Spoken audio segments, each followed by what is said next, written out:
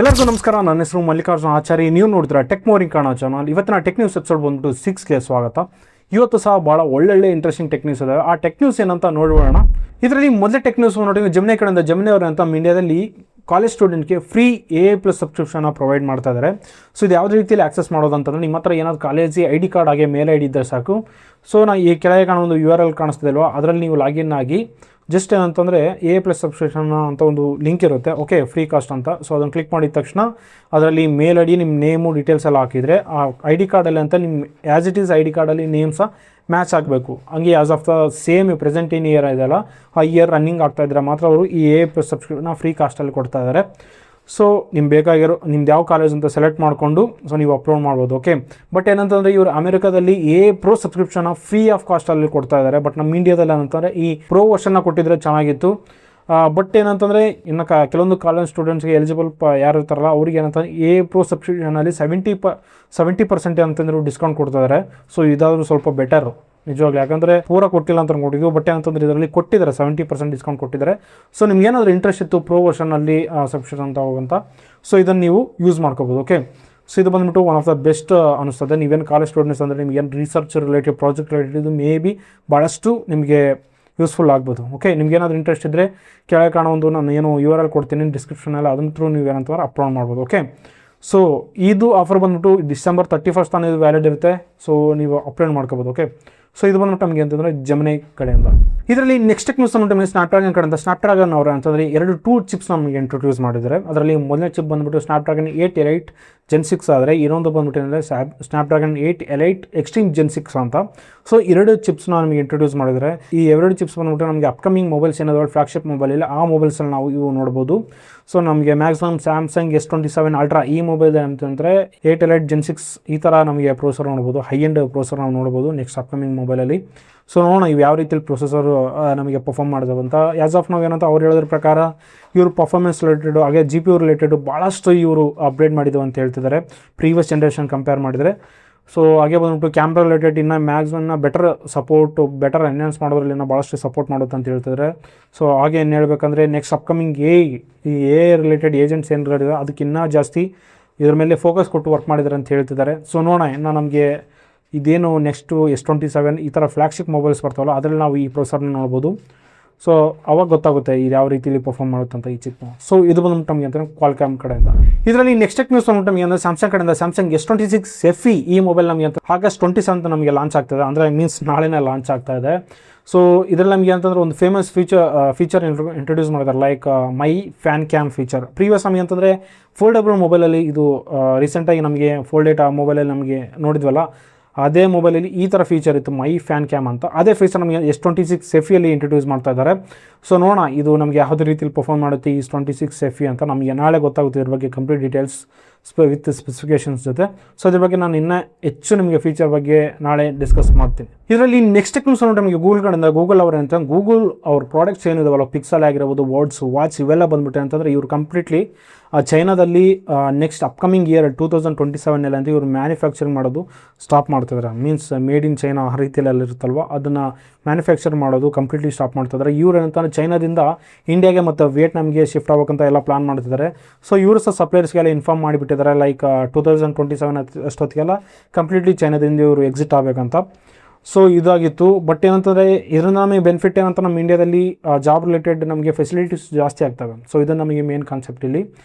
So ಇವರು main concept ಏನಂತಂದರೆ ಇವರು ಒಂದೇ ಕಂಟ್ರಿ ಮೇಲೆ ಡಿಪೆಂಡ್ ಆಗೋದ್ರಿಂದ if in case for example ಇವಾಗ ಚೈನಾದಲ್ಲಿ ಸಮ್ ಕ್ರೈಸಿಸ್ ಆಗಿರ್ಬೋದು, ಲಾಕ್ಡೌನ್ ಆಗಿರ್ಬೋದು, ಏನಾದರೂ ಸಪ್ಲೈ ರಿಲೇಟೆಡ್ ಏನಾದರೂ ಇಶ್ಯೂ ಫೇಸ್ ಮಾಡ್ತಾರೆ ಅಂಥ ಟೈಮಲ್ಲಿ ಪ್ರಾಬ್ಲಮ್ ಆಗುತ್ತಲ್ವ. ಸೊ ಅದ್ರ ಮೇಲೆ ಏನಂತ ಇವರು ಫೋಕಸಬಲ್ ಆಗಿ ಒಂದೇ ಕಂಟ್ರಿ ಮೇಲೆ ಜಾಸ್ತಿ ಡಿಪೆಂಡ್ ಆಗಬಾರ್ದು ಅಂತ ಆ ರೀತಿಲಿ ಇವರು ಆಲೋಚನೆ ಮಾಡಿ ಸೊ ಇವರು ಅಂತಂದರೆ ಪ್ಲಾನ್ ಮಾಡ್ತಿದ್ದಾರೆ. ಸೊ ನೋಡೋಣ ಇದು ನಮಗೆ 2027 ಅಷ್ಟೊತ್ತಿಗೆಲ್ಲ ಇದು ಇಂಡಿಯಾಗೆಲ್ಲ ಶಿಫ್ಟ್ ಮಾಡ್ತೀವಿ ಅಂತ ಆ ರೀತಿಯಲ್ಲಿ ಹೇಳ್ತಿದ್ದಾರೆ.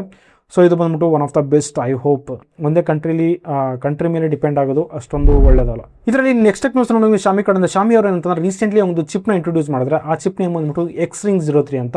ಇದು ಬಂದ್ಬಿಟ್ಟು ಚೈನಾದಲ್ಲಿ ಇಂಟ್ರೊಡ್ಯೂಸ್ ಮಾಡಿದ್ದಾರೆ, ಓಕೆ. ಸೊ ಈ ಚಿಪ್ ಬಂದ್ಬಿಟ್ಟು ನಮಗೆ ಪ್ರೆಸೆಂಟ್ ಮೊಬೈಲಲ್ಲಿ ನೋಡ್ತಿದ್ವಲ್ಲ Snapdragon MediaTek same as it is ಏನಂತಂದರೆ ಈ Xring 03 ಚಿಪ್ಪು.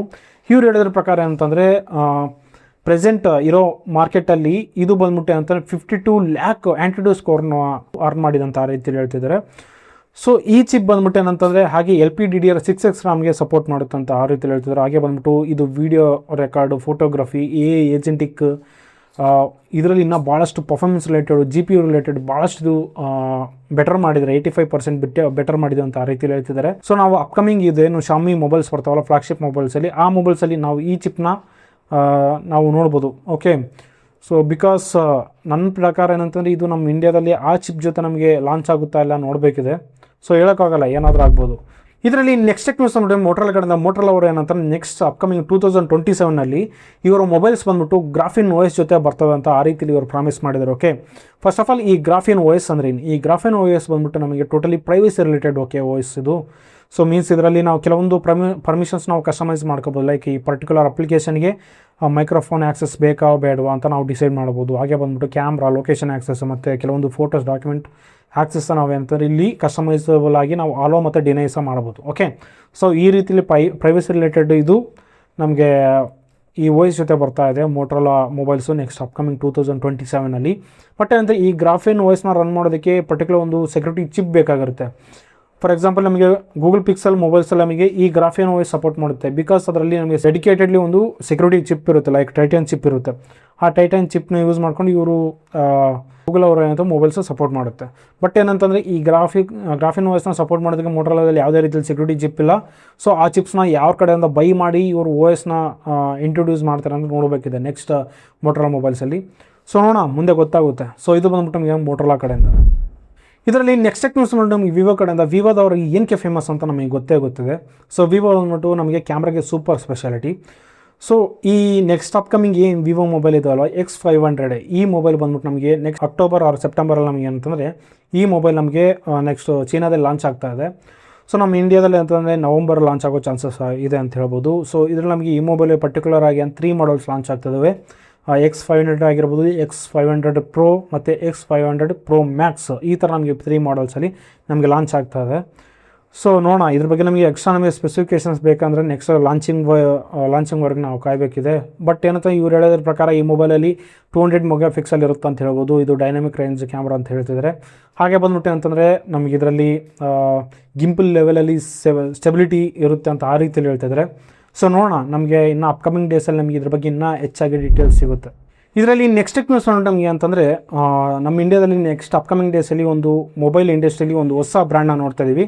ಆ ಬ್ರ್ಯಾಂಡ್ ನೇಮ್ ಬಂದ್ಬಿಟ್ಟು MIVI.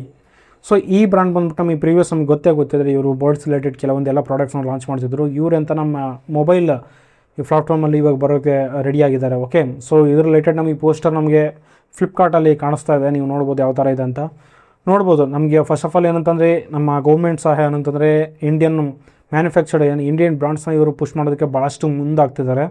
ಸೊ ಯಾಕಂದರೆ ಮೇಡ್ ಇನ್ ಇಂಡಿಯಾ ಪ್ರಾಡಕ್ಟ್ಸ್ನ ಜಾಸ್ತಿ ಪುಷ್ ಮಾಡೋಕ್ಕಂತ ಆ ರೀತಿಯಲ್ಲೇ ಪ್ಲ್ಯಾನ್ ಮಾಡ್ತಿದೆ. ಸೊ ನೋಡೋಣ, ಈ MIVI ಜೊತೆ ನೆಕ್ಸ್ಟ್ ಅಪ್ಕಮಿಂಗ್ ಡೇಸಲ್ಲಿ ಒಂದು ಹೊಸ ಬ್ರ್ಯಾಂಡ್ ನಮ್ಮ ಇಂಡಿಯಾ ಬ್ರ್ಯಾಂಡ್ಸ್ನ ನಾವು ನೋಡ್ಬೋದಿದೆ. ಸೊ ನೋಡಿರಲ್ಲ ಫ್ರೆಂಡ್ಸ್, ಇದಾಗಿತ್ತು ಇವತ್ತಿನ ಟೆಕ್ ನ್ಯೂಸ್ ವಿಡಿಯೋ. ಈ ಟೆಕ್ ನ್ಯೂಸಲ್ಲಿ ನಿಮ್ಗೆ ಯಾವ್ದು ಇಷ್ಟ ಆಯ್ತು ಅಂತ ಕೆಳಗೆ ಕಮೆಂಟ್ ಮಾಡಿ ತಿಳಿಸಿ. ಓಕೆ, ಇದೇ ಥರ ನಮ್ಮ ಟೆಕ್ ವೀಡಿಯೋಸ್ಗೆ ನನ್ನ ಚಾನಲ್ ಸಬ್ಸ್ಕ್ರೈಬ್ ಮಾಡಿ. ಸಿಗೋಣ ಮುಂದಿನ ವೀಡಿಯೋದಲ್ಲಿ. ಬಾಯ್ ಬಾಯ್.